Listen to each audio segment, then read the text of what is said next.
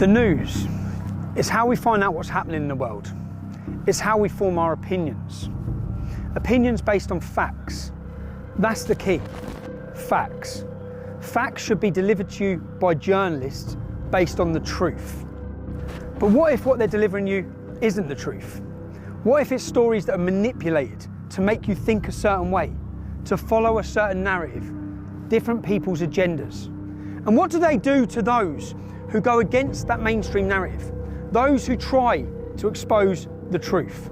This is a documentary about the lengths they will go to shut down and silence anyone from bringing you, the British public, the truth.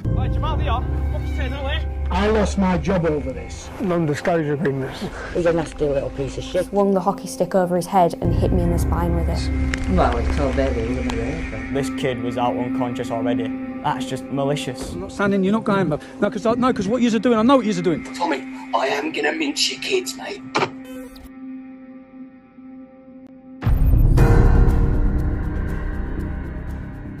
This is a documentary about the unholy alliance between the media, the justice system and our politicians. How they conspire to suppress free speech, how they pervert democracy, and how the truth and your freedoms are just two of the casualties. We will show how the mainstream media deceives people, how they ignore the truth, how the lies of the virtue signalling BBC, ITV and Channel 4 are all about their poisonous agenda, no matter the cost to innocent people. It's also a documentary about how an everyday playground incident between two young lads was spun into global news at a terrible cost to so many people, not least the two young lads themselves. We will show how the law is being abused, how people driven by hateful ideologies attempt to intimidate and silence anyone who dares to challenge the so-called progressive, so-called liberal narrative. We will show the foolishness of our fear-driven political leaders who jumped on a story, took a side without knowing the truth. Or worse still, knowing it but hiding it, because the truth didn't fit their narrative, regardless of the human cost. And we'll ask three important questions. Firstly, is the media accountable to anyone, in any way, for what they report? Years after the Leveson inquiry, has anything changed, or do they continue to act with impunity? Secondly, is our legal system still fit for purpose? We will show how lawyers who hate Britain but love jihadi warriors have weaponised the law system against us, and how the legal system really only works for the rich. And finally, how do we keep our politicians accountable? If the police, the courts and the state can silence anyone for speaking inconvenient truths, truths that may raise questions about government policy, is the UK any different from China, Russia or Iran in their treatment of dissidents? And of course, for Piers Morgan, for Jeremy Vine, for the BBC, ITV and Channel 4, it's a tutorial on journalism. Keep watching it, you'll learn a lot.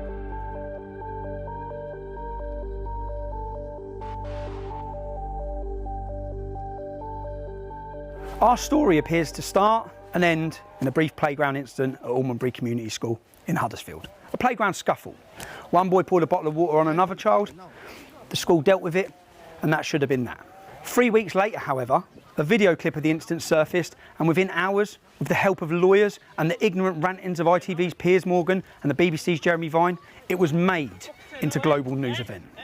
And the lives of so many people were turned upside down. Such playground incidents happen every day.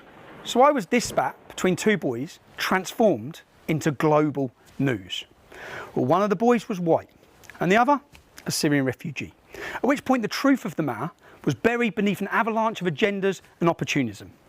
Within hours, the Race Hate Brigade was sharpening their blades. Clearly, when somebody comes from Syria, fleeing Assad's regime, coming to a place like this, when they get treated that way, that's an issue. And the whole world is looking at us. Where are we? We're in Almondbury. Do I say the scene of the incident? Is it a scene in the incident? It's the scene of the great lie. I call it the great lie because this lie was pushed around the globe. Yeah? This here is the school where the world was told a Syrian refugee was waterboarded by a racist English bully. It was in a playing field here, and do you know what? This is the first time I've been here. Because when this blew up on the news, it's a child's school. Kids are in school. I didn't come outside here. You'd see the scenes outside here where the imam was here with mobs of men, yeah? Mobs of Muslim men. Extremists travelled up from London, such as Ali Dawah, to cause a scene outside this kids' school. Anyway, but I'm here. Why am I here? I'm here because I face a court case. I'm being prosecuted. It's gone to the High Court, and I have to prove. I made a video stating that it was a lie, stating that Jamal wasn't innocent, and telling some facts about Jamal beating up girls, an instance that I'd been warned about by the members of this community to tell the truth about what happened at this school. I've got to prove it in court, so I've come to Huddersfield. I'm now going to knock. I need to find witnesses. I've got addresses for many. I need to knock and talk to them and see who I can get to come to court to help me prove to you, the public. This is about as much as proving in court as proving to you, the British public, that I was the only journalist in the country who told the truth about what happened in this community. The story you were told. You were told that a vulnerable Syrian child refugee had been bullied and waterboarded by a nasty white boy. You were told it was a racist attack. You were told of the dangers of far-right extremism. You were invited to agree that this kind of intolerance could not be tolerated. Was he vulnerable? Was it a racist attack? Our evidence shows the answers to both these questions was no. Was the Syrian lad waterboarded? Why was this word used? What about this? Was that waterboarding? Take a look at this.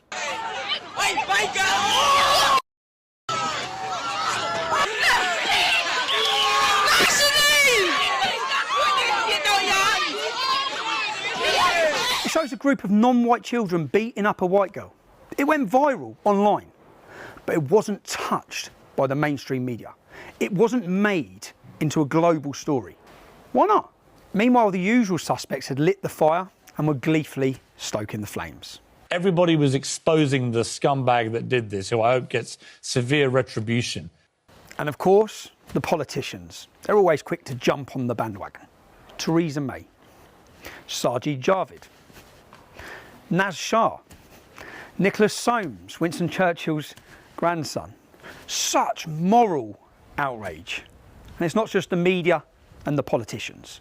In today's Twitter and Facebook driven worlds where celebrities and groups compete to virtue signal, most of them driven by the warm feeling they get by expressing their moral outrage, or by fear. The fear of what might happen to them if they don't. Everyone who's anyone pumped the Bailey Jamal story. Boxers, Lennox Lewis, Huddersfield Football Club, celebrities from across the globe. Let's have a look at all of the celebrities and blue tick brigade who pumped the Jamal story. And here are some of the people who pumped the story you watched earlier of the white girl getting beaten up. Sadly, whether it's politicians, celebrities or other groups, none of them are wise enough or pause long enough to ask whether they have the whole story, to check the facts, to find the truth. But why let the truth get in the way of such a good story? And this story was just too good a story. Two lads in a playground scrap is not international news. But racist white thug waterboards helpless Syrian refugee, boom! Racism can't be tolerated, beware of the far right. That's their kind of story. We'll hear more about the militant left later, but they clearly weren't going to miss out on this.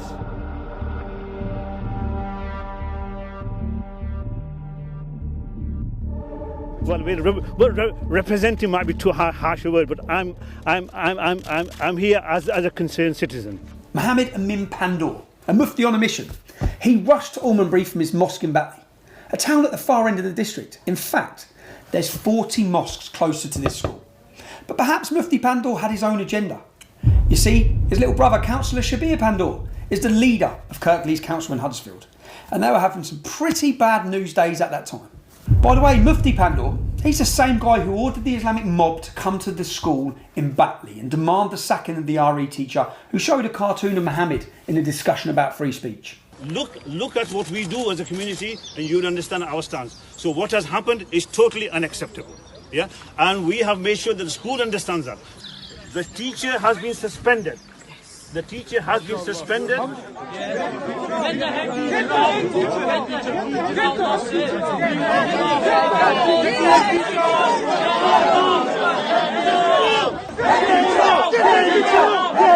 You may recall the teacher had to flee and he's still in hiding under police protection.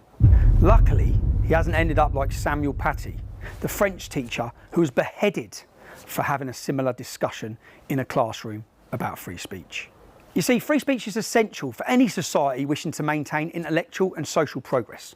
But not all societies are bothered about intellectual and social progress.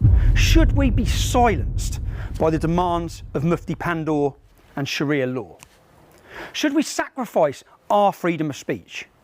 Should we sacrifice the free and open exchange of ideas? Should we sacrifice the cultural inheritance of which we are all custodians? But back to the bad news days in Kirklees and the playground incident in 2018. There was also Kirklees councillor Masood Ahmed. I'm not aware of there's a problem at the school. That's something obviously I need to find out in terms of that if there is a problem at the school, and that is something I will definitely be picking up. Now, some of you may remember this. My colleague is going to explain what's going to happen next, right? Am I being arrested?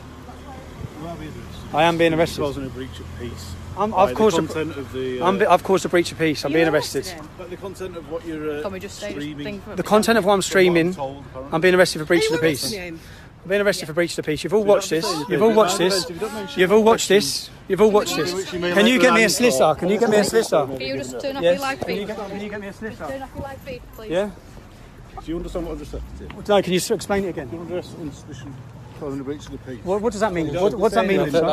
At the same time as this playground spat between two young lads, 20 Huddersfield men were being jailed across Yorkshire at Leeds Crown Court for what would be the biggest grooming gang Britain has ever seen. Ultimately, 35 almost exclusively Muslim men would be given 380 years in prison for grooming, trafficking and raping young children, most of whom were known to Councillor Pandor's Kirklees Council. Mufti Pandor travelled for half an hour to rabble-rouse a gang outside the school gates over this playground incident, when within a couple of mile radius in Batley, police have arrested a further 99 men in relation to historic sex crimes. So far, 32 have been charged, including one Ibrahim Pandor, 41 of Batley. That makes it the highest destination of grooming gang arrests anywhere in the UK. We Googled to see what Mufti Pandor has said about these grooming gang atrocities. Nothing. We Googled to see what Councillor Masood Ahmed's condemnation. Nothing. In fact, we can't find the condemnation from the Mufti's brother either, Councillor Shabir Pandor, leader of the council. Just one statement from him, reported in June 2019, telling the National Working Group of Child Sexual Exploitation Response Unit that his authority had moved forward. That's it. They've moved on. Never mind grooming gangs, gang rape of young children. All these men seem to be far more concerned about what happened in a playground at Almondbury Community School, or about cartoons of their prophet Muhammad.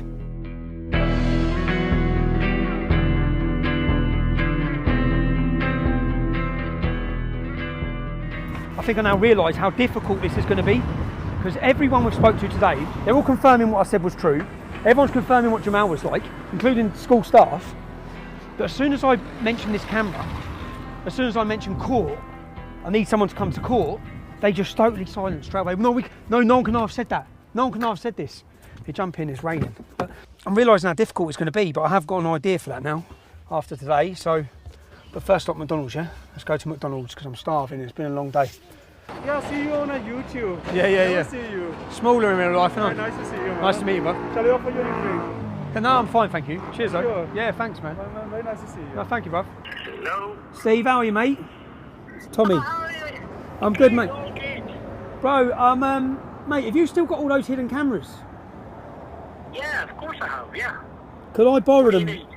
Yeah, but when I say borrow them, can I borrow? I'm going to need to take them for weeks because I've got so much to do. It's a long story. I'll explain when I see you. But I'm in a bit of a situation. I need some hidden cameras. This is not a problem. I'll put some kit together for you. That's it. So that's the idea. The idea is, I've got a friend there, Secret Steve, who has all sorts of cameras. Yeah, he's a private investigator. I need to show the public everything that I've heard today. I need the public to hear and know the truth. I need them to know how much they've been lied to by the media about what happened in this town. And the only way, unfortunately, the only way I'm going to be able to do that is with hidden cameras. Because today, I've heard the truth, but I need every one of you to know the truth. And everyone's too scared. That's why I said Project Fear. Everyone is too scared to speak the truth or to come to court. So I'm going to end up getting hammered in court. The whole world told I've lied when I haven't. I was the only journalist in the UK who told the truth. So we need to prove it. So we'll shoot down the motorway now. We'll go get these hidden cameras. These are all, so this is a tie. There's a camera in that. That's the camera. Mad, isn't it? It's the camera there. You've got everything here. Cameras, glasses. I don't wear glasses, so that's going to be awkward. That's the bottom of a coffee cup. So you put that on the bottom of the coffee cup. I feel like James Bond.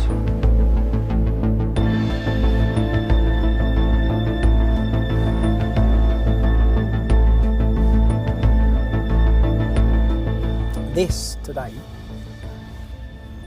that's the camera. I'll have to take this off, but it doesn't matter because apparently this records all the audio, records everything. That's the camera, and I feel a little bit dirty doing this, but it is the only way I'm going to get people to speak. And then I need you to hear what I hear. The idea that people would maraud the streets looking for him was appalling. The fact that the video itself, although it showed the accumulation of things that had built up to that, did not deserve what happened to him or to anybody else in that situation. And I'm afraid the media, I call it a perfect storm. I was getting emails from Pakistan, from Australia, from America telling me to resign.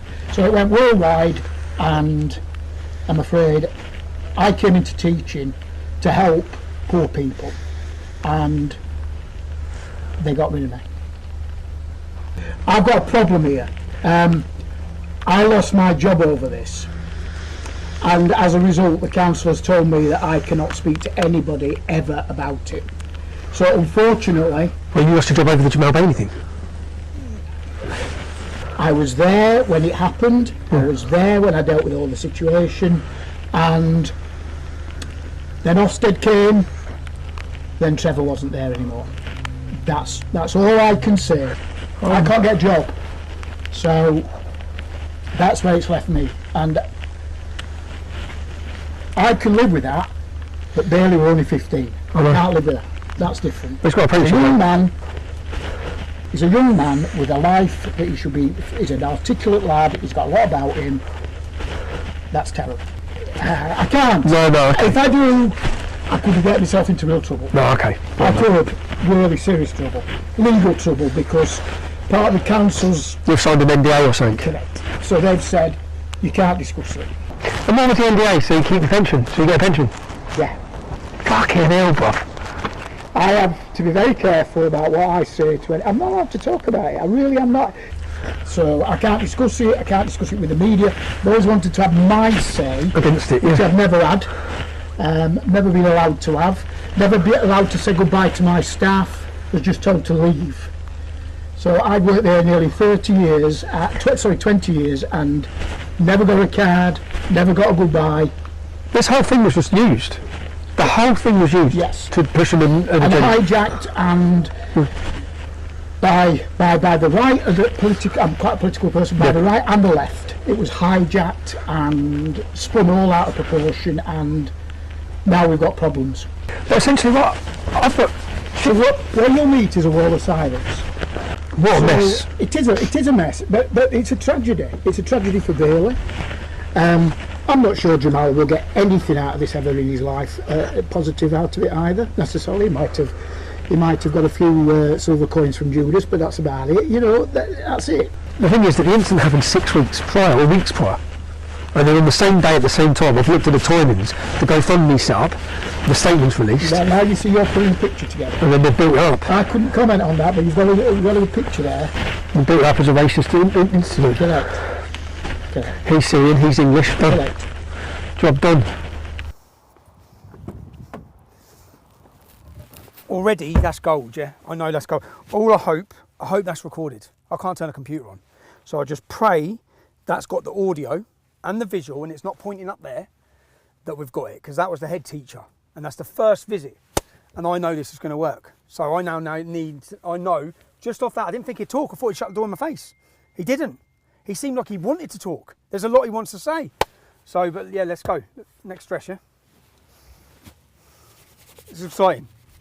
Was there a racism problem in the school? And well, no, I don't think there was. What about other Syrian refugees? Like, do you think what happened to Jamal in the school was because he was a Syrian refugee? No, not at all. I told you before that would have happened if the child was white, big, blue, whatever colour. They're all scared. Yeah. We've all got careers, aren't they? I work for probation service now. You do now? Yeah. So I don't know where I stand with it. If I go, I could lose my job. What about if... No, and I wouldn't... Do you understand what I'm saying? I get it, bro. I work for probation service now. You see, if I didn't work for... You see, if you were someone... If I didn't work for the fucking public sector no more, I'd say they can go fuck themselves. They can't... You know what I mean? So they seem to be pretty keen on these NDAs? Yeah.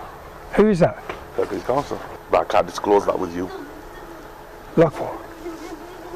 Loads. I'm saying I can't disclose it because I signed it.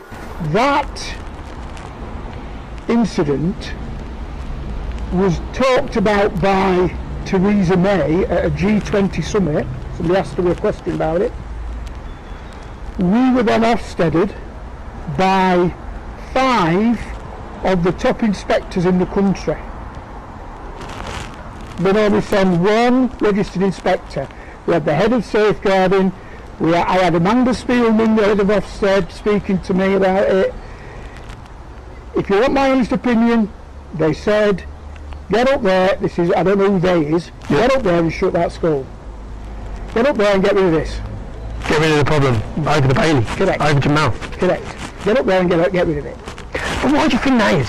Like, do you think, because I looked at Jamal, because he came here 2 years ago, I've got so many negative things said about him now by so many people. Like, I mean so many. Well, I mean, I've got children at school. I said it to you before. We had 9 Syrian children, 9 families. Yep. We only had 1 issue. Well, my view is that you won't get much of an answer out of Rob because he worked there and he's bound by various confidentialities. So non-disclosure agreements. Did he get paid as well? he's not going to comment. They all have. Every teacher got paid not to tell the truth. But the head teacher can't even talk about Jamal at all. No, neither can I. Neither can you. What's your name?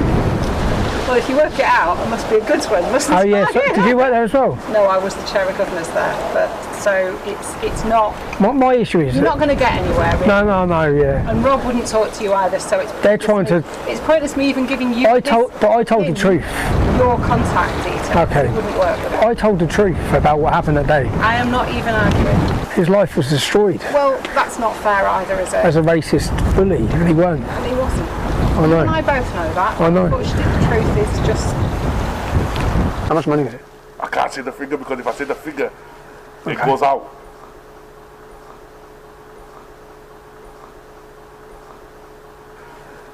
Because, mate, 18. I've just found out, well, the head teacher's told us already that he was blackmailed and threatened. I've just found out of Kumar, he was paid £18,000. Paid, he said, I can't say, I signed, I was paid. I said, paid what? He was paid money by the local council, so he can't tell the truth about what's gone on in that school. They've given everyone non-disclosure agreements, from school staff to governors, and Paul Kumar to get £18,000. He's not even involved.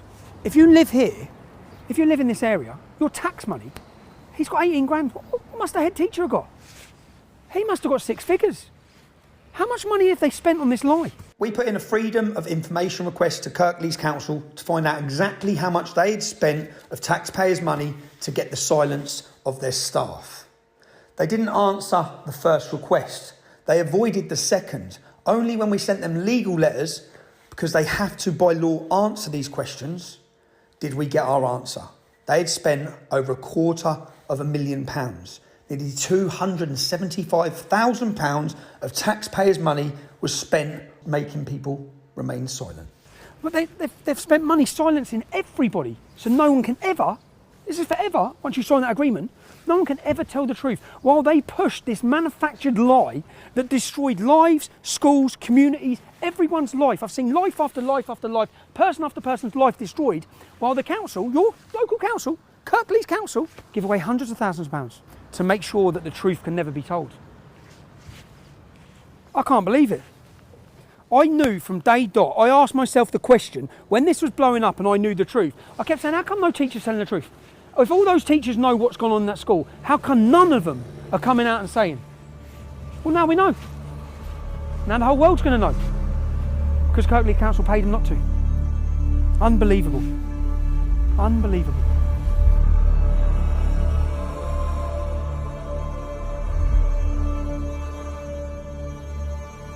Jamal was in your year?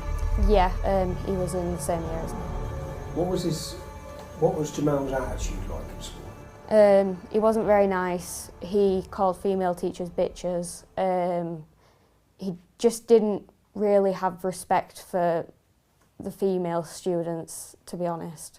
Yeah, basically we were in a PE lesson and we were playing hockey with a teacher called Mr. Cattell, and I had taken the hockey puck off of Jamal because I was on the other team and sent it to the other side of the room where my teammates were, and I then turned around and just felt a really sharp pain in my back, and he'd swung the hockey stick over his head and hit me in the spine with it. Do you think there's any way that could have been an accident? No. It knocked me to my knees. It knocked you to your knees? How long had Jamal been at school when this happened? About 2 weeks. I've had lasting injuries from it. It's caused me to have severe pain in the top of my back, and I'm on medication for the pain. Still now? Yeah. Did Jamal get in trouble for this? Not that I'm aware of. First, I want to apologise to anyone I've been forced to record with a hidden camera. Sadly, people are terrified to tell the truth because of the potential consequences. But the truth still needs to be told. Do you remember of any incident specifically with Jamal with girls? Well, there was that one where he hit that girl with hockey stick, wasn't it? Yeah, Charlie. Charlie. Yeah. I think of her name then. Yeah, in Moscow. Lovely little girl, that. Yeah. It was just rude to him, obnoxious, bloody nasty. No respect for ladies, no respect for girls. Yeah. Expected everybody to bow down to him. Because he was to the side of me, so he tried pushing me and so I quickly moved out there because obviously I knew what he was like. He would have actually hit me and stuff. Yeah. So I moved, and then that's when he moved his arms as if he was going to try to slap my face back. Okay. And he did, but on that day he spat at you multiple times. Where'd the spit go? Literally all on my uniform outside and all down the school bag. Because when I went home I told mum, and my mum was disgusted in it. But the school said that because it was outside of school times, they can't really do much about it. Okay. He's a nasty little piece of shit. Was he? Yeah. And I told your solicitor that when she rung me. Okay. Horrible boy. Is he? Yeah. And it's all that. What was he like at school then? Nasty. To? Everybody and anybody. He had no respect for women at all. None. Even staff. No respect for them? No. I told his solicitor all this on phone. Okay. Jamal grabbed him by his tie, literally just threw him against the wall, cracked his head open against back at wall and just kept throwing him against the wall. This kid was out unconscious already. That's just malicious. That's just intent to kill. The house though. Were they? They had a young lad and a girl, and they were horrendous. The kids, they were just horrific. The couple of kids that they had, they used to bully the kids. What, Jamal? Yeah. See, what was Jamal like though? A dickhead. Was he? He came to isolation a few times. He wasn't perfect child. No. He was betrayed. Well, you know what job I did, don't you? He was in isolation. Yeah. Yeah. In isolation loads of times. Was he? Yeah. What was he like though? Troublesome child. Yeah. He used to make up fucking stories. He used to make up stories? Yeah. At one stage, I think something to do with his sister. Somebody said something to his sister and I was in isolation. And I just got come out and he was waiting outside isolation and wanting to beat the girl up or something. I can't remember. He wanted to beat the girl up? Yeah, that said something to his sister. Just 1 second, I'm just going to... Yeah, no problem. Yeah, no problem. Well, he used to lie a lot. But this whole thing was built off what he said, and if he lied a lot, it's a big problem. Yeah. Was it? He was quite a violent person. He was a violent person? Yeah. Like, so I was a year below and he was a year above. Yep. He used to, every time I walked past, try grabbing me and... Every time you walk past him? What happened with you and him? In the toilet, he just comes up and tries wrestling and take that. What was that over? Nothing at all? He did it the majority of the day, every day. Every day? But when you saw him? He just attacked you?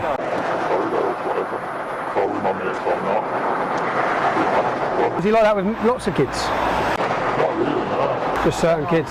Yeah, I wouldn't say I'm exactly the strongest person. So he thought he could? No. Well, he just randomly attacked you? Yeah. From the spot, anytime. What about, your mum said something about he put something in between his hands? Oh yeah, it was a compass.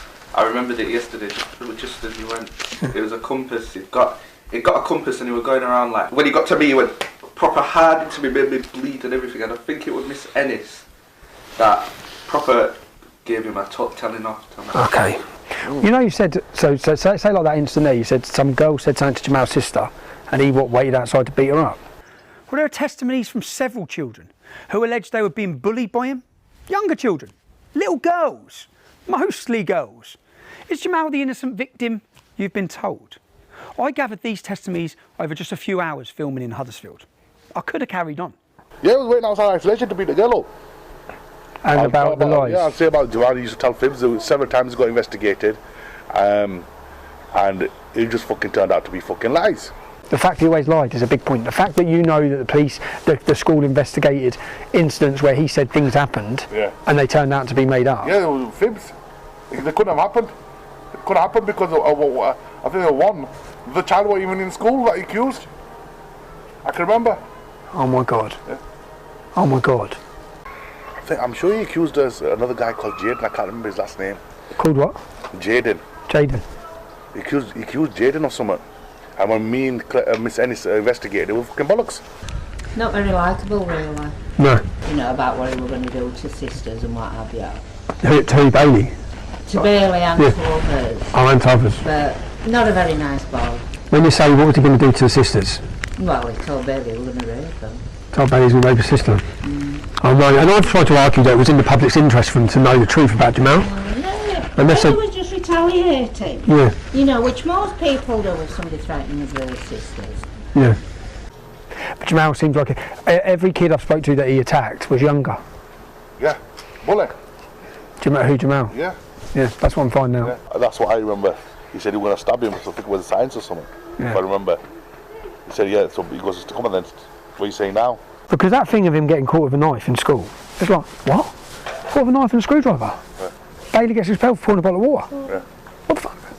Surely he gets... Have you got a statement on that? No, because there's things missing. But I've got his dad mention it in the minutes of a meeting. His dad mentions it in the meeting with the school. His dad mentions about them catching him with a knife and a screwdriver. His dad brought it up. I've got it in black and white. Yeah, so you've got a good case there. I've got it. Yeah, he got caught with a knife. They can't deny it. You see, the truth was there for the media. It was there for celebrities and politicians to see. They could have told you the truth at the time, before some of you gave over £160,000 of your money to the poor victim, Jamal. Well, not so poor anymore. But none of this was true. A key part of this case is that I reported what I was told. Before my involvement in this story, a mother went online and said her daughter had been attacked by Jamal. I contacted that mother. She sent me images of her daughter. She said her little daughter was beaten by 3 Muslim girls and that Jamal jumped in and bit her daughter on the head. She sent me the images of the bite marks on her daughter's head. I said, can I speak to you? Can I interview you? I rang the mother, but the child was too scared to talk to me. She's scared. Oh no, everyone's scared. A girl went online and said that she had been attacked by Jamal. Both of these victims deleted their comments. Why? Both of these victims had gone online and reported this before my involvement at all in this case. I simply reported what they were saying. We revisited the mother's house to try and get confirmation as to why she backtracked on the story she had put out and the story she had told me. I don't care if you're driving, Tommy Robinson's there. Tell her not to worry, don't worry. He said don't worry. Yeah. So when you put online about Jamal, what happened? Like, what did you what happened? What was the response to that? What do you mean? I mean, did you receive any? Did I receive threats? Yeah, I did. What sort of threats? Rape, all sorts, Tommy, all sorts. And I'm just, because what I'm trying to understand is that, and is that, because what I've looked at, and then, because Jamal's solicitors are using a statement that you made saying that Jamal had nothing to do with it, but was that, I'm asking, was that in response to the threats you received? Yeah. It was, okay. Liar. Straight, he was just a liar. Jamal telling fibs all the time. Several times investigated, found out that he was talking fucking shit. I don't think the whole. But then I read Jamal reading what was blatantly a prepared statement on the news. I don't feel safe at school. Sometimes I say to my dad, I don't want to go to school anymore. I was just crying, and I didn't do nothing because I respect the school rules. Yeah, he used to break rules all the time. Yeah, he used to lie. He used to lie a lot. He lied several times. He lied several times. I caught him several times lying. He's suing me for defamation for what I've said about him. And I'm finding out after teacher after teacher after teacher, he's far worse than what I said. Far worse. I mean, like, far worse. He was put up on a pedestal by every single media outlet, politicians, footballers, celebrities, boxers, everybody. He's suing me for defamation for what I've said about him. All I'm knocking on the door and asking teacher after teacher after teacher is, what was Jamal like? And it's just flowing. It's just boom. And he was far worse than anything I said. Far worse. I find it insane. Because there is no way that all the things I'm now finding out, that no other journalist has found this out. They must have known what he was like, because it hasn't been hard.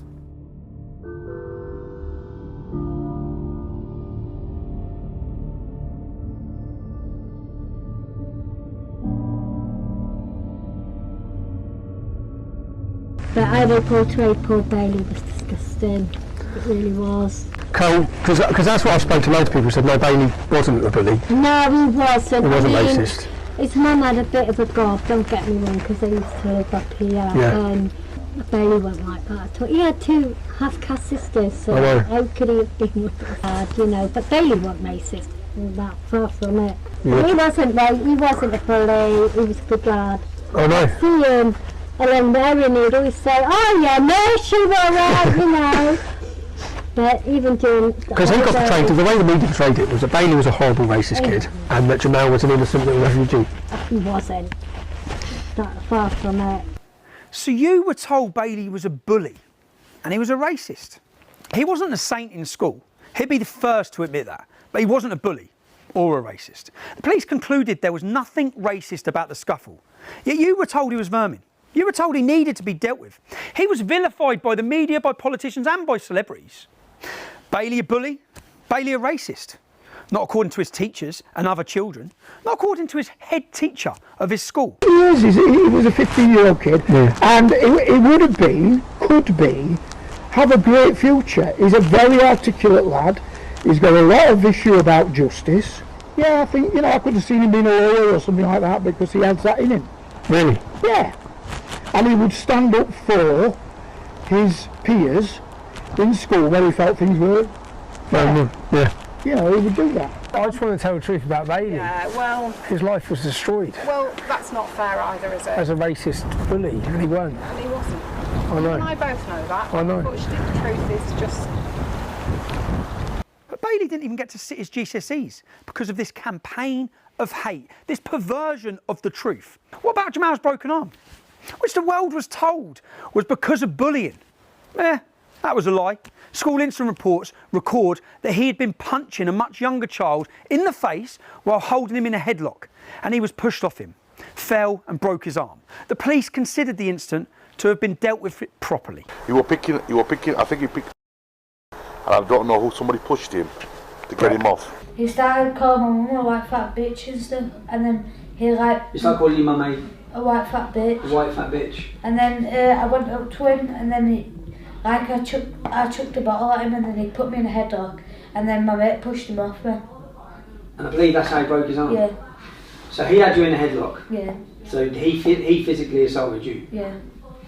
You said he called your mum a white bitch? Yeah. Is that sort of terminology he uses a lot? Yeah. There are all sorts of misconceptions, like the fact that he had a broken arm. Oh, I've got 2 independent witnesses, No, Taryn. he hit a year 8 kid. And another kid in year 11 stepped in and said, "What are you doing?" Pushed him over. Broke his arm. Who he had in the headlock? It must have been just start of year 11, put this kid in a headlock.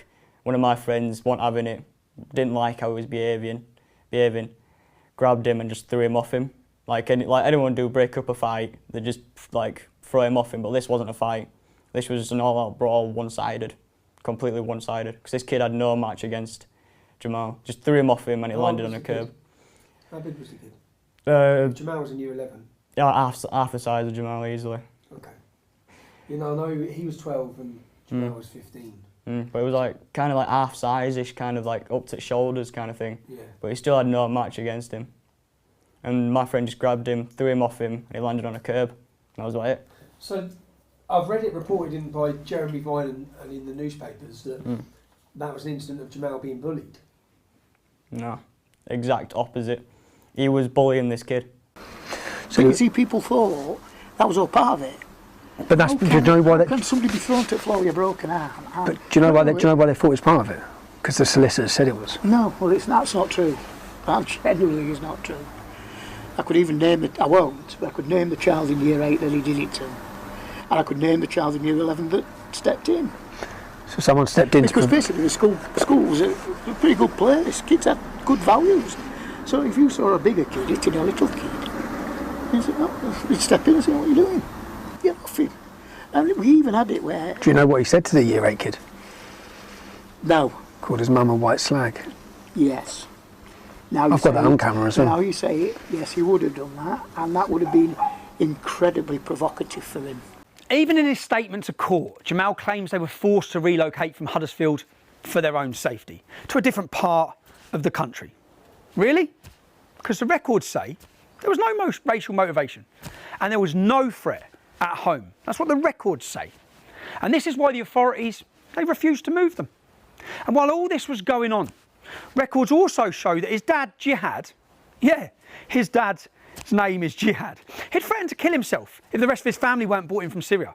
It's not surprising that some authorities expressed concerns that Jihad Hijazi was trying to manipulate the system to get what he wanted, including better housing. You were not told the truth, the whole truth and nothing but the truth. You weren't told anything approaching the truth by the mainstream media. And in Jihad Holy War's statement to the court, Jihad said that he wished he had died in the war with his family rather than go through what happened at Almondbury Community School. Really? He wished he was dead and all his family were dead rather than go through this school playground incident. Listen to the clip again. Say now then. Nothing. Say now then. Say now then. Hey, nowhere. Fuck, say nowhere. Listen to what Bailey's saying. He's asking Jamal repeatedly, what are you saying now? It wasn't a random attack. It wasn't a racist attack. Bailey didn't threaten to stab Jamal. The playground incident was not the beginning of the story. It was a culmination of many events. Not least, it was a response to Jamal's alleged threats to rape Bailey's younger sisters. They were about 9 years old at the time of this. So as a girl at that school, when you saw the portrayal of what happened with Bailey and him, because he was painted as this innocent little kid. He wasn't innocent, it's out in everyone. It's out in everyone. And I used to see him bully Bailey's little sisters and stuff, so...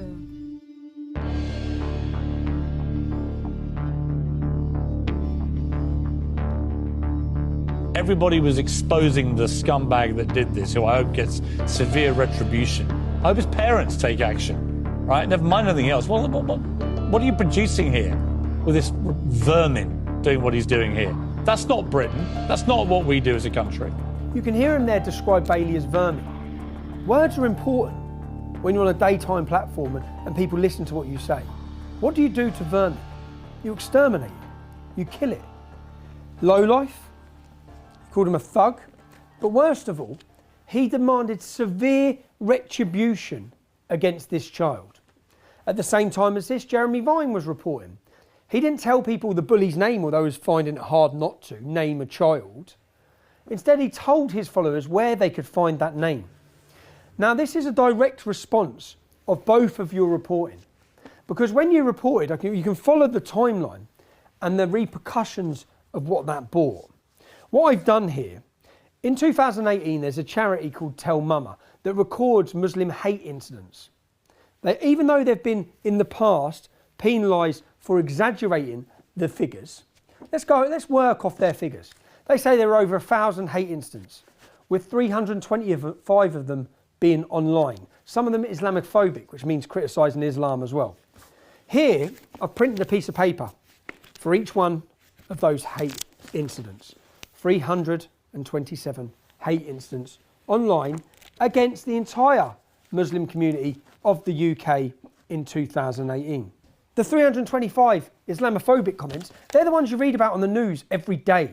They're the ones people in jail for. They're the hate incidents the media keeps shoving down your throat.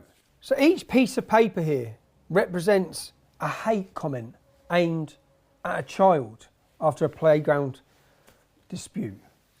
I want to read these now. And Piers, you demanded severe retribution. That's what you demanded against this child. Let's see if you're happy with some of this. I pray someone rapes you and your whole family while you watch. Fuck your mother, fuck your love, the Syrians will rape your family. If I saw you, I would rape you to death. You'll be raped by the Fallujah group. I hope your mother will not be racist when she is raped. I'm going to bum your nan alive, then dead her again. And the threats of rape, all of these threats of rape, imagine being these children. Imagine being a 15-year-old child living in Huddersfield with your little sisters. Muslim men are jailed in the biggest scandal in the history of our country for mass rapes in that town. And then you're receiving and you're reading these messages. You're going to die. You're going to fucking die. We're going to strangle your mum, your dad, your friends. I'll kill your whole family. I can't wait to find you so I can slit your throat. You're the person who should be killed in those ISIS videos. You, your parents and your whole family have to be burned. Do everyone a favour and fucking off yourself. Looking at you makes me want to commit suicide. Go commit suicide, you oxygen thief. Jump off a bridge, bro. Do humans a favour and kill yourself. We don't want you and you don't belong in this world. Again, imagine being that child reading them. Piers, is that severe enough for you? This is a mental health record for Bailey McLaren. Bailey was referred to Luton CAMS by Luton and Dunstable Psychiatry Liaison on the 31st of December 2018. Reason, patient involved in incident in Huddersfield and has been relocated to Luton with family. Patient unable to cope with not returning home and has taken an overdose. So this lie, this narrative, this agenda, which comes before anything else, by the politicians, by the media, that was pumped. This child, it doesn't matter. His life didn't matter. You know, if he killed himself, no one would have cared. We wouldn't have heard condemnation from any of the politicians or from any of the media. No one cared. Because everyone, from start to finish in this story, is collateral damage, so long as they have the narrative. And Piers, you have a son. You have children. Demanding severe retribution against a child for a school playground dispute is unforgivable. You sit there and you preach. You preach against us. You make your accusations against me. Never have I labelled Muslim children as vermin. Never have I demanded my followers to commit severe retribution against anybody. And this is what the media, the politicians and the celebrities created, aided and abetted by the left-wing activism and the selective indignation of Islam. Hypocrites out there might say, who cares? That's what he deserved, right? Imagine for one moment if I had incited violence against a young Muslim lad in the reversal of this situation. And you see, in a district where a generation of young girls have been raped, these threats are far from empty. What do you think, if you were working in the school at that time, what do you think what the media done? I think the media fucking blew out of fucking proportion and what fucking waterboarding at all. I know. But then the media run that Jamal was being bullied. Like, you see, he used to complain that he used to be bullied. There was another, I think, Kirklees guy that came, that Jamal said somebody gonna knife him or something. I think that should be on record. Yeah. I think when we investigated, I think it was a lot of bollocks. I'm gathering that by reading the school records. That he made accusations, and then when they're investigated, and there were a lot of bollocks. It lied. Yeah. Now ITV, Piers Morgan, you used your platform to incite hatred of a young child. No time for facts or the inconvenient truth. Surely you must have known the truth, because within a few hours of the story breaking, I was receiving dozens of messages from parents, pupils and staff saying there was much more to the story than met the eye. So I did what any journalist could have done, should have done. I asked questions. Were you just being lazy? Was it willful blindness? Or are you just incompetent, Piers? And the BBC's Jeremy Vine. To you personally, was it clinical cowardice? After all, you didn't reveal the white boy's name. You just told everyone where to find it, on Twitter. Were you afraid of being sued? Although it wouldn't have been the BBC licence fee payers picking up your legal bills, would it? Or was this your Pontius Pilate moment? Condemning a child whilst washing your hands of any responsibility? Because that's what you did. And you didn't seek the truth either. Piers, Jeremy, your lazy, inept reporting was not without consequence, as we will see. You incited hatred, you succeeded. And that's contempt. Your actions, not Bailey's, led to Bailey and his family being driven from their home in the middle of the night. Like the very refugees you claim you care about. The hate you incited was off the scale. Men with machetes had arrived at the school. Gangs were roaming the streets looking for Bailey.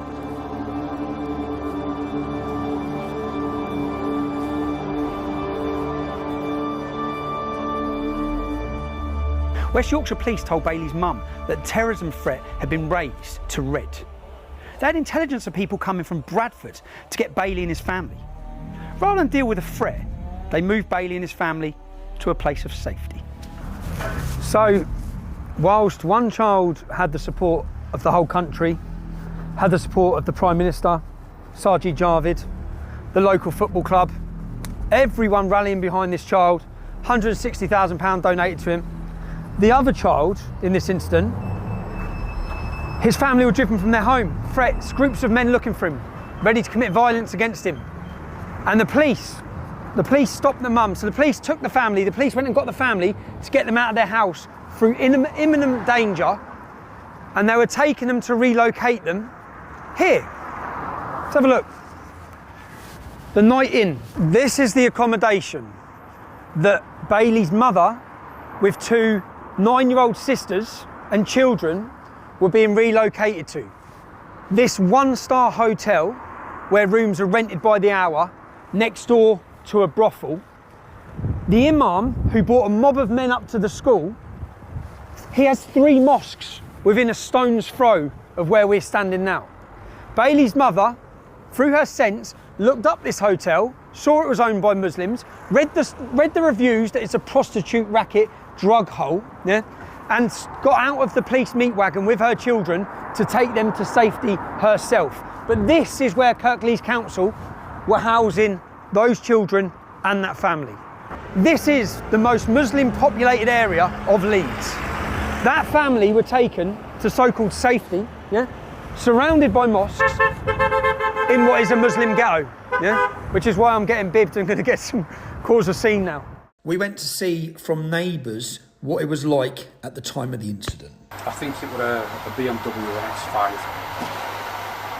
and there were about 6 Asian lads in it, and they threatened to firebomb the house. God. Yeah. They threatened to shoot her. To shoot the mum? The mum. They threatened to rape kids. Well, they come outside and done all that? They shout and scream. Shout and screaming it? Stuff like that. Well, I saw the video because a neighbour had shared it, and then I saw on the Yorkshire Live them making Bailey out to be really horrible and that Jamal was a poor little victim, and it wound me up. So I commented on it. The victim wasn't a victim, he hit me in the back with a hockey stick. And then within the space of 2 hours, I had about 250 comments saying that I was lying, that I must have been excluded from the school because I'm a liar. Just horrible comments like that. None of them believe in me. And did you take the comment down? Yeah, I didn't want to, but my mum was worried for repercussions, so she asked me to take it down, so I did. This is the area that Kirklees Council thought it was the right place to send a child and his family, who were wanted at the time, the main imam outside their school, with mobs of Muslim men looking for them, and this is where they decided to send them. They basically dropped them in their backyard. That's what they were doing. This is the hotel. This is, I believe, a 4-star hotel. They're totally full of illegal immigrants. This is across the country, so the point to make is that illegal immigrants come here, young fighting age men, not families, not children, and this is where councils house them. Let's have a look. Hello boys, how you doing? Do you mind if I ask, what country are you from, lads? No, speak English. You do speak English. Just what country are you from? Iran. Iran? Yeah. Iran, okay. Yeah, Kurdistan, Iran, okay. No, that's cool, man. I'm just seeing. Is the hotel full? Yeah. Yeah, full. You enjoying it here? Yeah. Nice hotel, nice food. Nice hotel, nice food. Yeah, healthy food. Healthy food. It looks like a nice hotel. Yeah, how many people are in here? I think we're 200. 200. Lots of children? My eye problem, I think I have the little children. No children? My non-children. No, not many children, no. But it's a nice hotel. Nice hotel.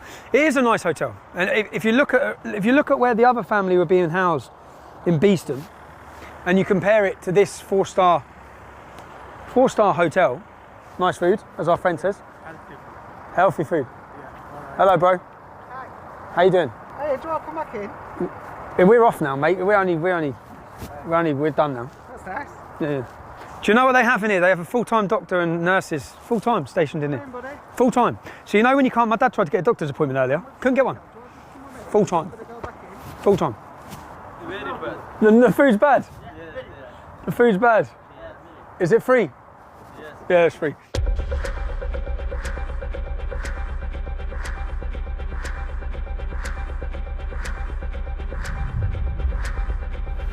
They closed that school. As soon as the media and all that died, they sent in chief inspectors of fucking Ofsted. We knew they're going to fail it on every fucking thing they can think of. I have governors who have friends in the media, who tried to explain to them. There's a lot more to this. All of that, and the Ofsted, and the whole shebang, but it was never picked up. Apart from my reporting, there was not a single media statement giving the other side of this story. The staff knew, other pupils knew. They could have exposed the lie. Why didn't they? The incident, I always call it the incident. Yeah. The incident has reoccurred, it's come to my door. They said you can't talk about it because you've got a non-disclosure agreement. They're not satisfactory. So that was the reason they triggered it. They were either not free to tell you the truth, or they were terrified of the consequences. And that's for so-called journalists. Some can't find the truth. Some won't tell the truth. And some, they're afraid of the truth. But me, as a journalist, it's my job to present you the truth. If you want my honest opinion, they said, get up there, I don't know who they is, get up there and shut that school. Get up there and get rid of this. You see, when the media and politicians decide to kill a story, when they decide to hide the truth from you, they'll do whatever it takes. They shut down the school. It's gone. Everyone lost their jobs. You see, once this lie about a racist attack had gone global, the truth could never be allowed to come out. The real truth, that a young Syrian refugee was struggling to fit into his new environment, was problematic. His allegedly abusive and violent conduct towards teachers and children was allowed to run unchecked. Why? Did the school authorities turn a blind eye rather than be accused of victimising the boy, of being racist towards him? They stayed silent. The truth may have triggered accusations of racism or sparked discussion about immigration policies. The challenges of achieving the successful integration of migrants we welcome into the United Kingdom. And the need to take those challenges seriously. You see, Jamal was one of 20,000 Syrian refugees who come to the UK as part of the United Nations resettlement programme. The government could not allow their policies to be examined and the consequences and their incompetence to be exposed. And if you don't think the government is incompetent, you ain't been paying attention to anything. Priti Patel's been talking tough, really tough, on controlling our borders for years. And yet we have boatloads of illegal economic migrants being escorted across the English Channel and put into these luxury accommodation at your expense. This ineptitude does nothing for the refugees who come here legally, who we welcome into England. Refugees who are trying to integrate and make a new life here. And who was the community's rage directed at? All Syrian refugees. That's who.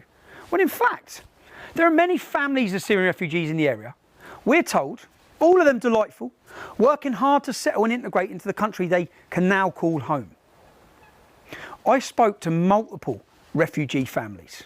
In the school problem, my children, no any problem. No problems with your children? No, that's it. So you've had a good experience in the school? Yeah. I used to have 2 friends and they don't bully and they don't care where from country I come or anything. Okay. And when I talk English, like we was about 1 month we've been in here and I used to not to speak English very much. So they used to tell me how to speak all that thing, and now I'm in year 8 and I know how to speak English and I made more friends. And now like I'm fine. And you're fine? Yeah. And then no problems? Yeah.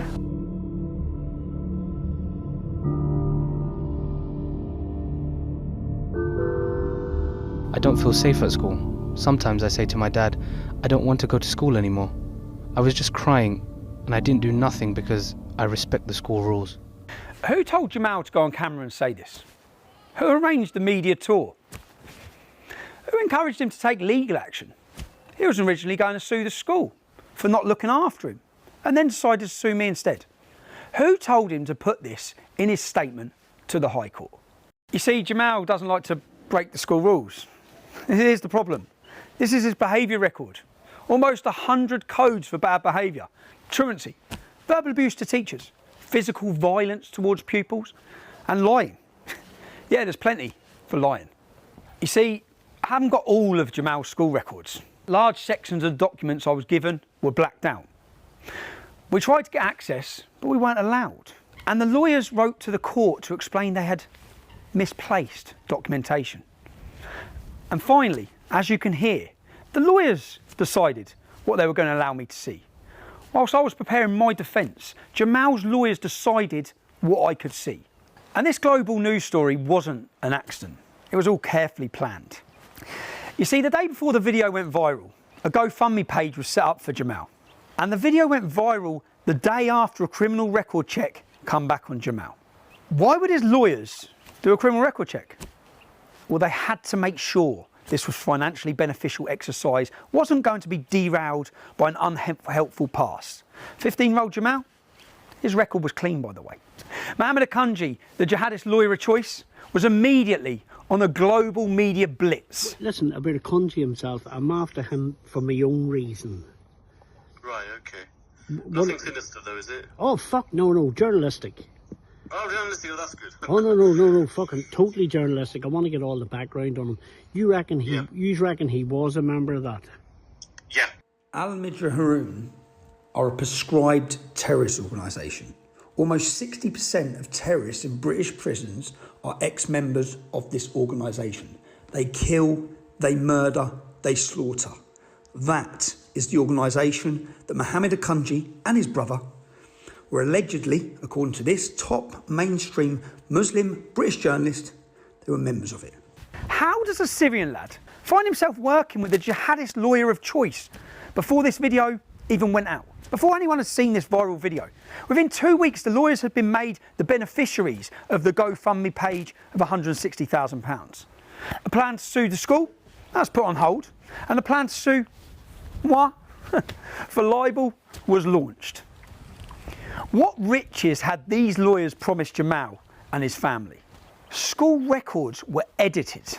Migration Yorkshire clamoured to make this playground fight about race and hate. They contacted the Home Office as soon as they heard about this playground fight. Yeah, the Home Office, a playground scuffle. Why are they contacting the Home Office instantly? Someone went further.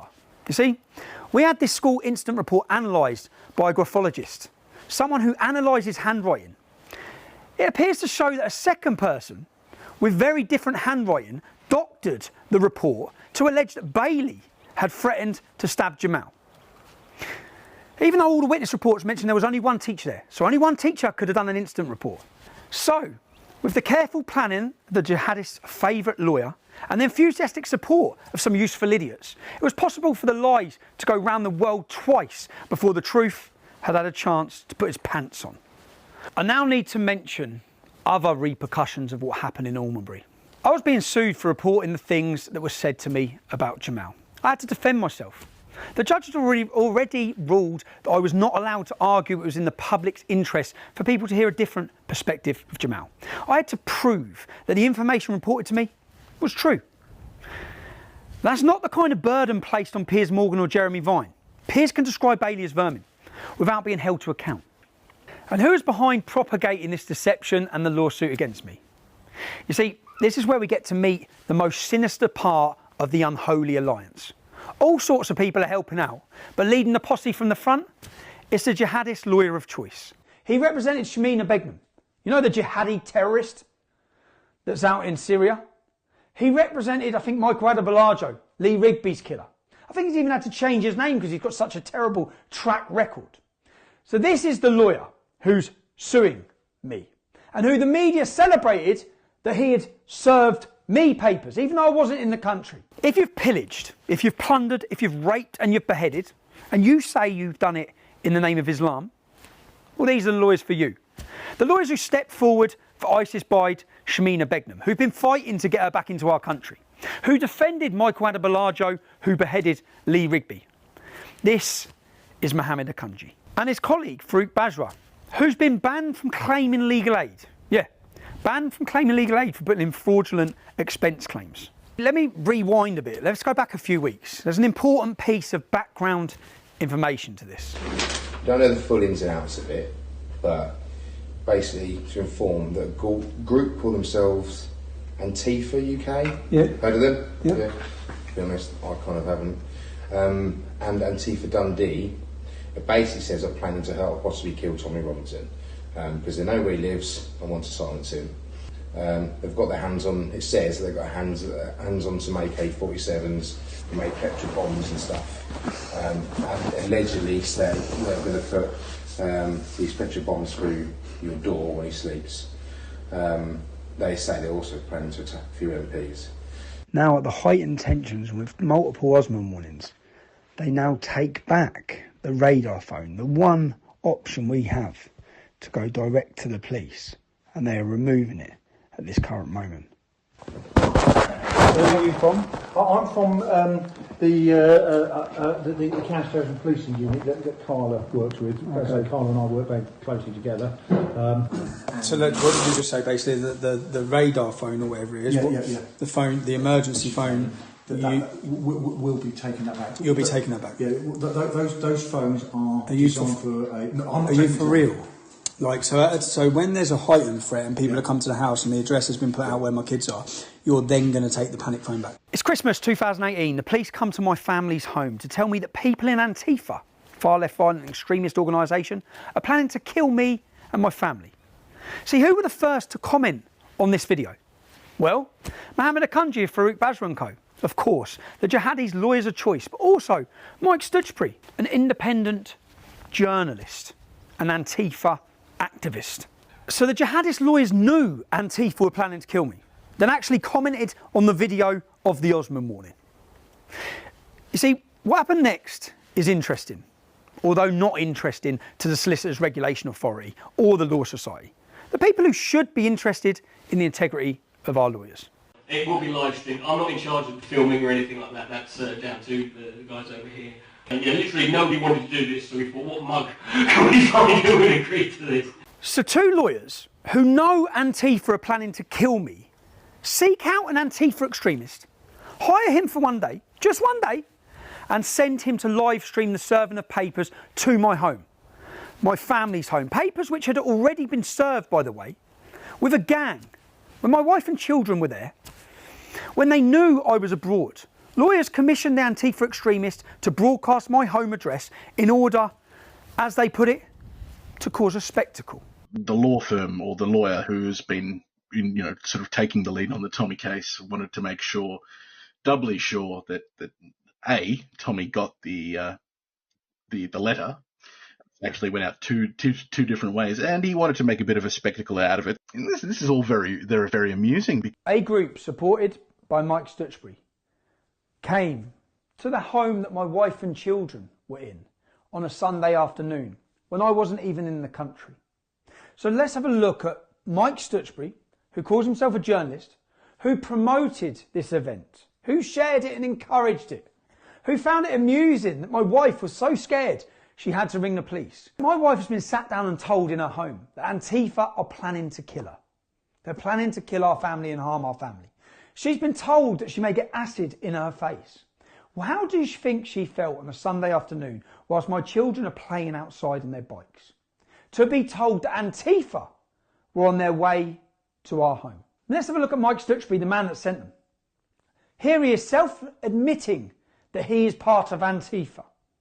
Here he is promoting violence against his opposition. Punch them, punch them, punch them. Here he is hoping that buses full of Antifa get shipped in to smash people's skulls in. Here he is calling for white genocide. Mike Stutchbury is an extremist. He's a far left extremist who currently is playing a victim. He encouraged people to come, and he sent people and was part of an organisation that communicated together to send people to the home where my wife and children were when I wasn't there. He even crowdfunded to support them in their action. He was looking at various people, and eventually he sort of came on to Dick Coughlin, I can't say it properly, who is a YouTuber who has made videos about Tommy for, God, almost 10 years, I think, who's a real critic. I don't know if you've checked him out, but he's a funny guy. Check it out. Yeah, he's sort of, got red hair. He calls, he's an ex-crackhead, basically. And who is this Antifa extremist hired to come to my kids' home? Keep watching. Okay, folks, we're here in So. I'm about to, me and Murphy are about to pop off.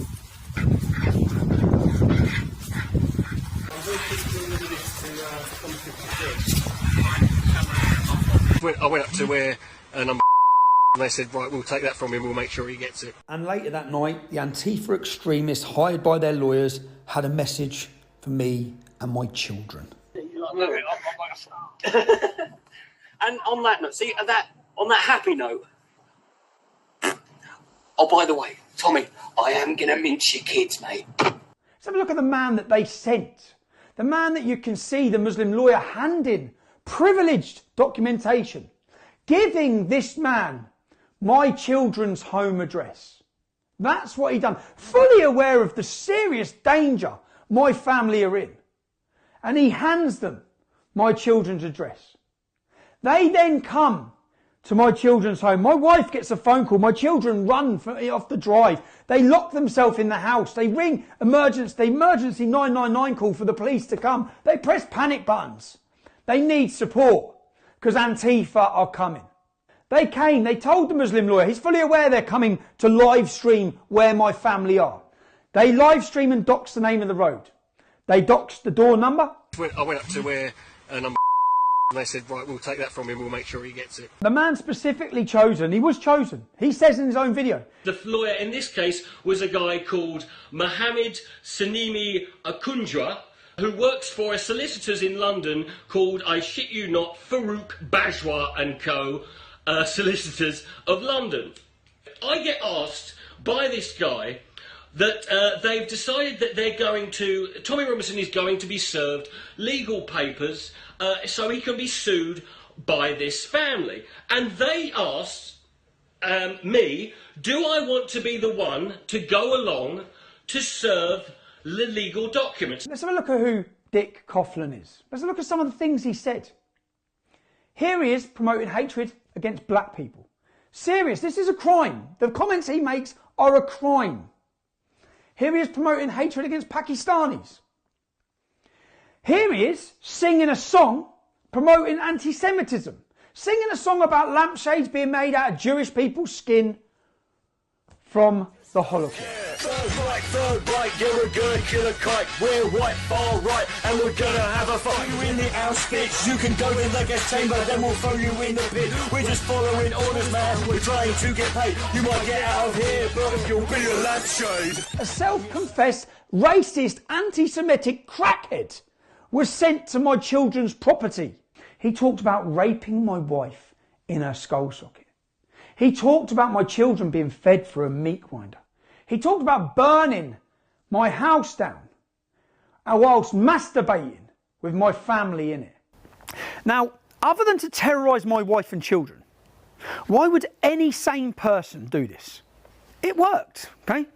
Tipped off by a friend who saw the gang on live stream approaching, my ex-wife hit the panic button and barricaded herself and our children in a bedroom. The police thankfully responded in time. And these are exactly the same tactics being used against the unbelievably courageous children in Almonbury. Threats of violence and rape against children who are willing to stand with me in defence of the truth at the High Court of London.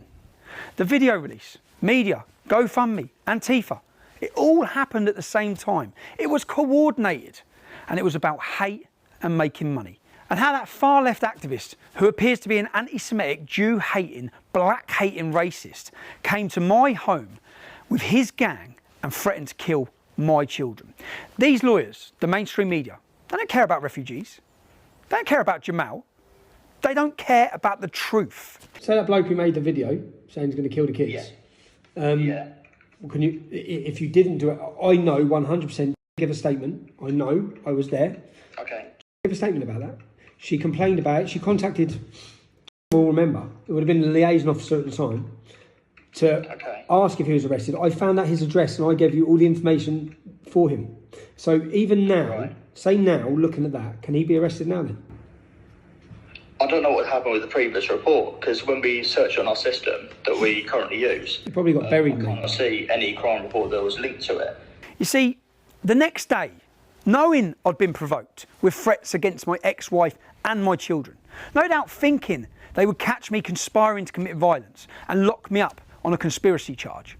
Here, outside my ex-wife's house, men in a car that has never been registered, check the registration plate, so presumably from the security services, with listening devices recording what's being said in my home. The involvement of the security services may explain why Dick Coughlin, the man who publicly threatened to murder my children, has never even been spoken to or arrested, despite my wife's complaints. What are you doing? Show me who's in the back of your car. There's no one in the back of the car. So what are you doing then? We're not here, anything to do with you. What are you doing then? Well, what do you think we're doing? I think you're something doing me. No. Who's yours work for? So what are you doing? And there is someone in the back. I know there's someone in the back. So what are you doing here? I don't know who you are. That's what I want you to tell me. Come on, tell me what you're doing. Can you tell me what you're doing then? Because essentially I've got threats against me. I know you. Yeah? So what are you doing here? If I turn it off, you can tell me what you're doing. Who's in the back of your car? Who's in the back of your car? You're not going nowhere. You're not going nowhere. I'm not moving. Let me see who's in the back of your car. Tell me what you're doing in my house. I want to know what you're doing, bro. That's all I want to know is what you're doing. I've got police officers sat with recording in a recording van. In the back of this van is a recording station. I'm not standing. You're not going, bro. No, because what you're doing. I know what you're doing. I know what you're doing. I know what you're doing. They're sat in the back of their van. This is recording devices. The whole of this back thing, because he just opened it up when I got him out. The whole of this back thing is recording where they're pointing there because what this is has been a setup. These people are these police officers setting me up. They're setting me up. It's a setup. They're setting me up by sending people to my house because they think I'm going to react and do something, and they're recording it with listening devices.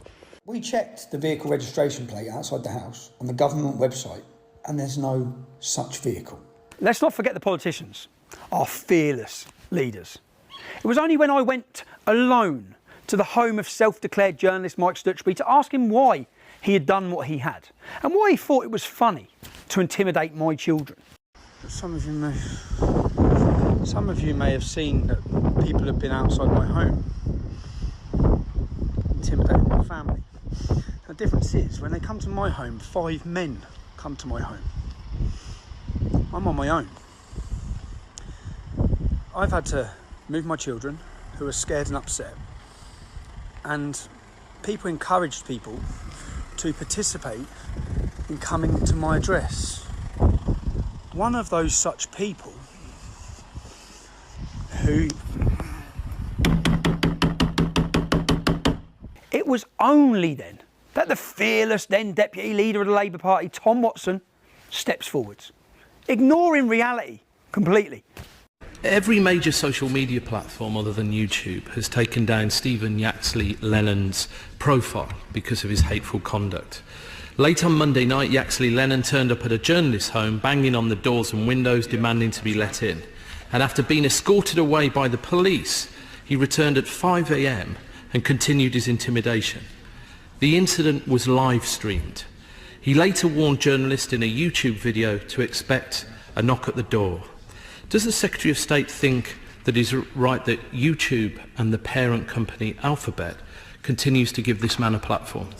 It'd be funny, you know, if it wasn't so insidious. The hardly honourable Mr Watson totally misrepresented what had happened, and from behind his shield of parliamentary privilege, bravely declared that I'd been terrorising a journalist.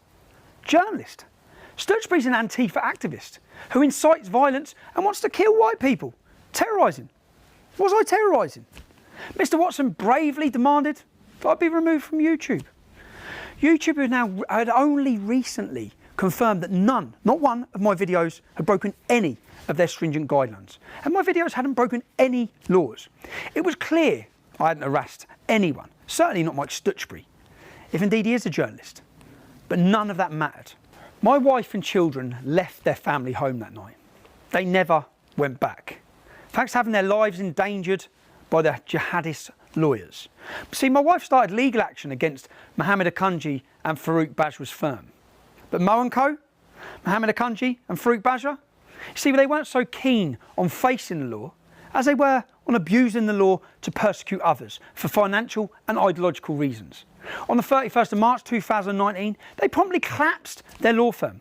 They'll never be involved in the case. That's what they said. And Dr. Farouk Bajwa, well, he's no longer going to be a lawyer. He'll be living in Pakistan. That's it. That's what they said. That's how easy it was for Mo & Co to escape justice. Interestingly, they're still signing documents on the case on the 6th of June, months after saying they're not involved. Several other law firms have reported them to the Law Society, the body that is supposed to make sure lawyers behave ethically. Nothing's been done. I wonder why. In fact, all the lawyers working at Farouk Bajwa & Co just moved across to a new law firm called Burlington's. And guess what? Yeah, Burlington's took on Jamal's case against me. Farouk Bajwa now works for Burlington's. Farouk Bajwa's son now works for Burlington's. Farouk Bajwa is Burlington's GDPR expert. Pretty ironic, no? Farouk Bajwa & Co leaked my children's address to an Antifa activist to put it online for everyone. And if we've been stupid enough to expect more ethical behaviour from Burlington's than from Farouk Bajwa and Mohammed Akunji, well, we'd have been disappointed. I just really, which I've been trying to do, I need all of the disclosure, which I haven't had. I haven't had a full disclosure of his school records. Therefore, to make sure that we haven't, that some documents haven't been lost in the transfer of the file from Farouk Bajwa to Burlington's, we have done another subject access request to the council for Jamal. And how long would the council take for that? I don't know. I don't think they gave us a time frame, did they, Luke? No, they didn't, unfortunately. So what you're saying is you believe there may be things that I haven't been disclosed. You don't know how long they're going to take, but you won't agree to an adjournment. No. Our position is that we're not agreeing to an adjournment. Those are my instructions. Because my concern, and serious concern, is the safety of the witnesses, and it's a genuine. And if I don't believe for 1 minute that Mohammed Akunji or Farouk Bajwa give a shit about any of this, or Jamal. Yeah, I generally don't think they do. And this is. I'm just going to say, Farouk Bajwa and Mohammed Akunji have nothing to do with this case. This is my case. How come then? To anybody from Fruit Bourgeois. How come then Fruit? Have Burlington started with me. How come Fruit Bourgeois signed a form 3 months after he left then to do this case? It's absolutely. It was. If that was the case, it was before I gave the undertaking, and he wasn't involved in this case at all. He signed a form dated June. In June, he signed a form, and the date on that form that he signed is June. He left this case in March, apparently. How come? Well, if you send it through to me, I'll have a look and I'll give you an explanation as to why. I'm not quite sure what form you're talking about. Although you'll see it on my documentary. Okay, so when you send me what you decide is relevant, yeah, how am I going to know what you've cut out? Well, I suppose you wouldn't. I wouldn't. Does that seem fair? If the information is not relevant, then what harm could it do in me having it? But it's not about harm, Stephen. It's about privacy. For the last 3 days, since you received videos so that you become aware that I have video evidence that's going to prove my case, since that point, my ex-wife and my children, for the last 2 days, have had police at their house because they've been receiving threats. On top of that, pictures of my ex-wife have been put online by the same people who are in bed with Mohammed Akunji. Then, 2 days ago, Mohammed Akunji doxed my mother and father's house.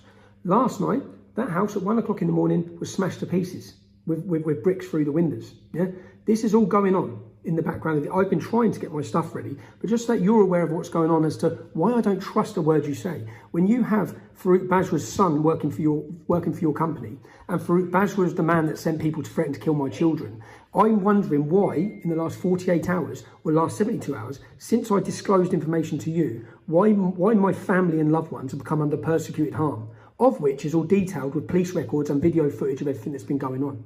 So I'm super concerned and don't trust you or your party to decide what's relevant in this case. I don't trust you. So if this is to be a fair trial about getting out the truth, if that's what you're working for, you need to give me your disclosure instead of reviewing it and taking bits out, which is what you've already done with the school records. You'll say, because I know that's not the full school records. So, and you've covered up things which, and Luke, Francesca told me, I have a recording of her telling me that Burlington's did not redact anything. Yet in court, you had to admit you did. I've got the recording of her telling me it. Everything was redacted prior to coming to you. Everything was redacted prior to coming to you. And then in court, you sit and admit that you have been redacting things. So forgive me, it's just lie after lie. This is Burlington's lawyers losing documents that they're supposed to send to me and deleting things that they don't want me to see. Misplaced. How do you misplace documents that were electronically filed on their case management system at Farouk Bajwa & Co, then passed over to Burlington's? All of this is because they're sharing it. And all of this is to put pressure on me in the weeks before it. And all this. And this is Akunji. I guarantee you this is Akunji. Akunji working with Resisting Hate. The account that's put it on is Resisting Hate. Yeah?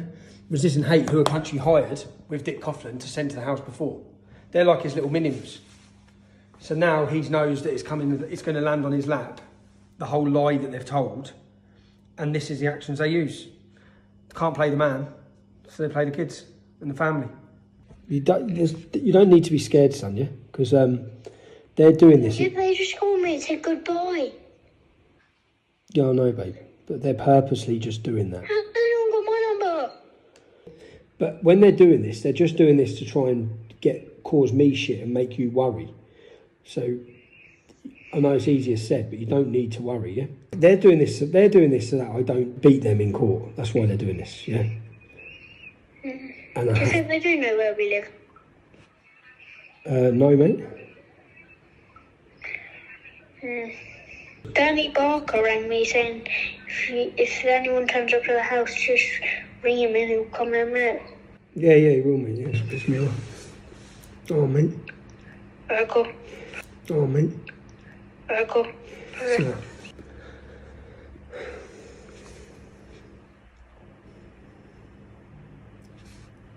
the mad thing is, the whole time this goes on, the media and all of them act like we're the bad guys. That we've been, like I'm the one persecuting people or targeting them. And they're such cowards. They're such cowards, man. I just got a phone call and they said goodbye. I'm so scared. I've told the police, but I'm so scared. Hello? Jenna, who's just rung Spencer? We don't know at the minute. What are the police saying? I'm just making a statement. Okay, but just quickly, what are they getting that account that's put a picture of you online? Who showed you that picture, Jenna? It's on Twitter. Yeah, who I saw it found myself. You saw it yourself, okay. Yeah. Are the police sorting out to get rid of it? Yeah, they've taken the address of the Twitter person that's put it out. If you can say, I've given them 50 addresses of people who have done exactly this over the years, including the redhead man what about the redhead bloke who threatened to kill the kids? What have they said about that? Well, nothing really. No? It's a crime. Do you know what I mean? If I make a video threatening to kill some kids, I'll be arrested. So the point, what you need to ask them specifically and say to them, you made a complaint, someone threatened to murder your children, you had to leave your home, yeah? Those threats have now followed you to where you're now living, yeah? And they're coming from the same people, the same organisations, the same people they done fuck all about last time. They didn't nick them, they didn't speak to them, the solicitor's still acting with impunity, doing it to my mum and dad yesterday. See, you need to specifically ask them, Jen, I want an answer out of them. When you made a complaint against Dick Coughlin last year, why have they not done anything? And get you a follow-up and an answer as to why they haven't done anything, if you can. And are the kids all right? Am I right that you managed to track the number? Yes. So you know who made those phone calls to her? We know where the number came from, Yep. And who that phone was registered to. So that's what, obviously, we cannot prove. Well, I at that time, I wasn't able to prove who. I only could say where the number came from. As in whose phone it is? Who the phone is registered to. Okay. Yeah. Because obviously for me, this was threatening phone calls a week before a High Court trial, trying to pervert the course of justice. How come no one's been arrested? I can't see anything on the crime report. If I send you evidence, which I'm going to anyway, because it's all going to the judge, if I send you evidence of Mohammed Akunji doxing my mum and dad's address, if I send you evidence of criminal damage and attacks in the middle of the night at an old pensioner's home, and I show you evidence of pictures of my wife being put on, ex-wife being put online, and my son, they rung my 11-year-old son's phone.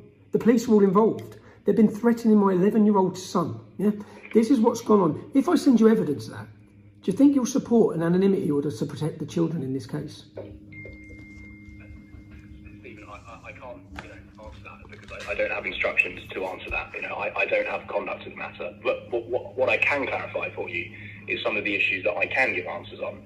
One of those of which I heard you made reference to Farouk's son working. He is not involved in the case in any way at all. Has no access to any files whatsoever.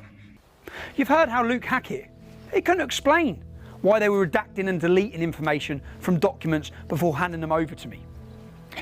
Information I should have been given. He couldn't answer the simple question, who decides what's relevant? Unfortunately, in terms of integrity, Burlingtons don't appear to be any better than Farouk Bajwa and Mohammed Akunji.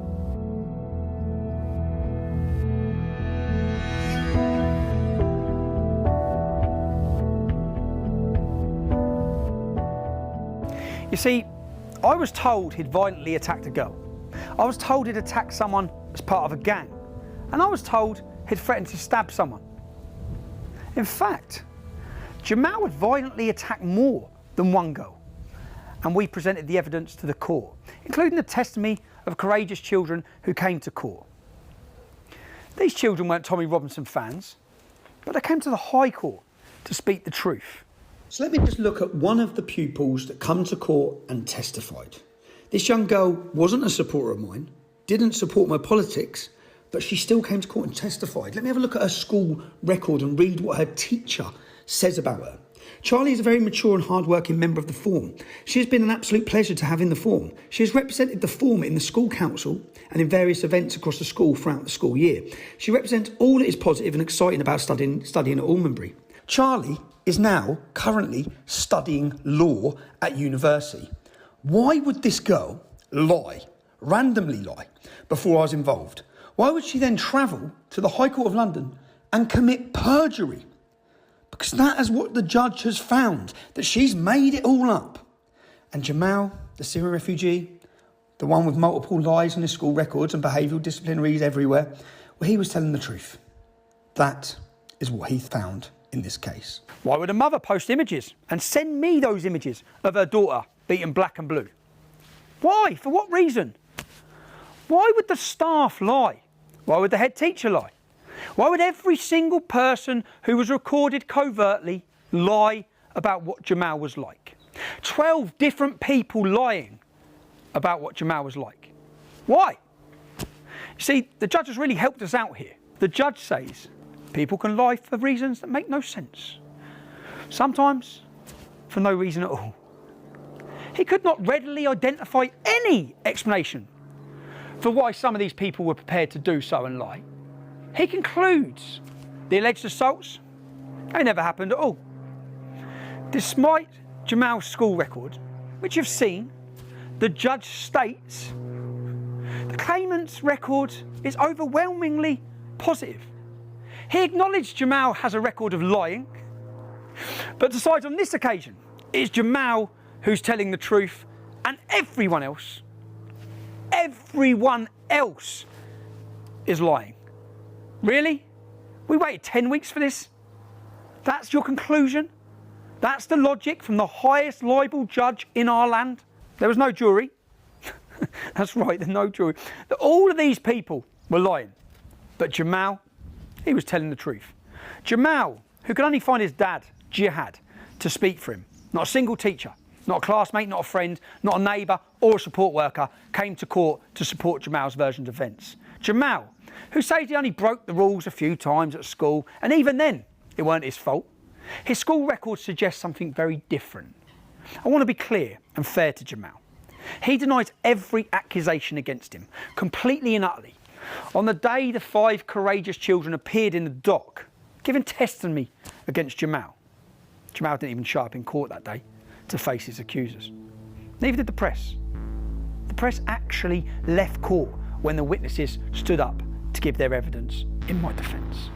It's alarming to think we have this kind of intellect at the top of our judiciary.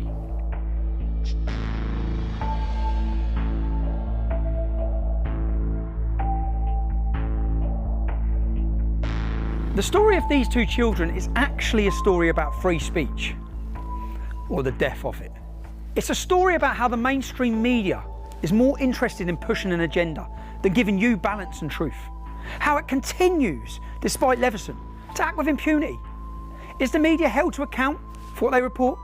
Have Piers Morgan or Jeremy Vine been held to account? No.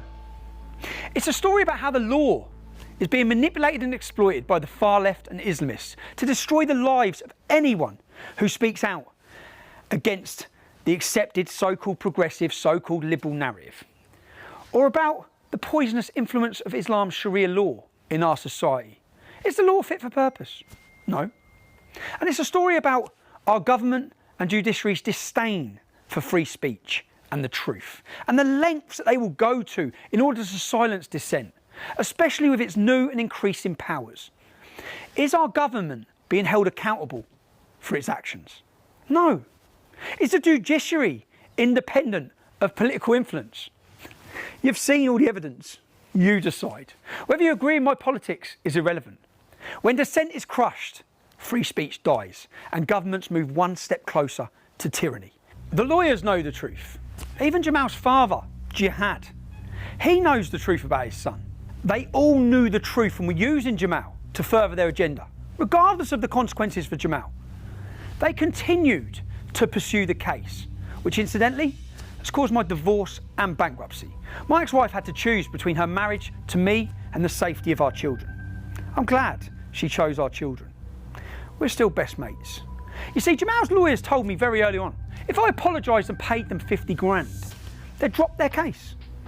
If you're watching this, you know the decision I made. I won't apologise for reporting what I was told, for what I believe to be true, for standing up for Bailey, a young lad unjustly vilified by pretty much everyone. But in silencing dissent, are the media and our government any different to the governments they criticise so much? China, Russia, Iran. Immigration, COVID, Brexit, if it doesn't fit the narrative, you will not hear the alternative view. And where else have we seen this?